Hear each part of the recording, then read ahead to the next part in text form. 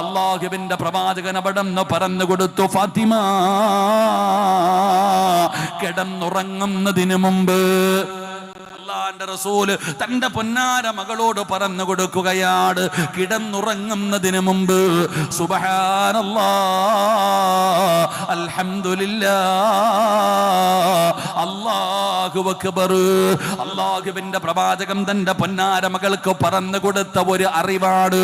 ഉറങ്ങുന്നതിന് മുമ്പ് 33 പ്രാവശ്യം സുബ്ഹാനല്ലാഹ്, 33 പ്രാവശ്യം അൽഹംദുലില്ലാഹ്, 34 പ്രാവശ്യം അല്ലാഹു അക്ബർ.